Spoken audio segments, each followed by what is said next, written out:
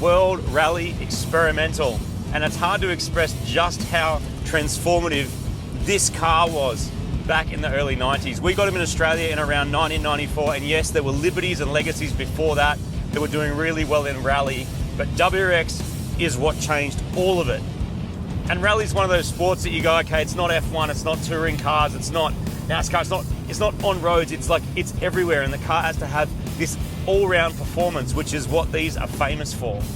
You got symmetrical all-wheel drive, you got the EJ20, which is turbocharged 2-litre engine, and while it wasn't a massive powerhouse, it was a combination of the low center of gravity and the all-wheel drive and the grip and the fact that the car still handled and turned so well, which is why it was so successful. Its nearest rival would probably be a Mitsubishi Lancer Evolution.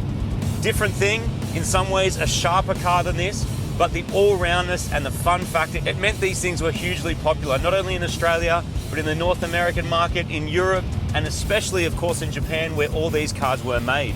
This car is specifically a two-door STI. Now, Australia only got 400 of these, 399 of them actually made it to the country. These often do get confused for the famous 22B, which is kind of the same platform but pumped guards and a 2.2-litre engine.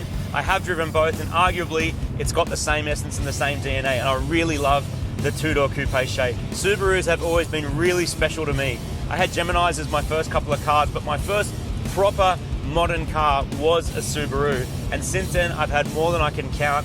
I really enjoy the fun factor, I enjoy working on them, and I think even though they cop a bit of flack for being fragile, I think if you know what to do, you know the recipe of what to put in the car to make it strong and reliable, you can have an awesome car. And this one is a culmination of everything I've learned over that time. A 2.5-litre engine out of a 2018 STI, but I put a twin scroll turbo on it to keep it as responsive as possible. It only makes 200 kilowatts, which actually is arguably enough in a car like this made for the street. I've also got the driveline from a later STI, so I've got the adjustable diff, the bigger hubs, the bigger brakes, and I absolutely think this is the perfect way to do an STI.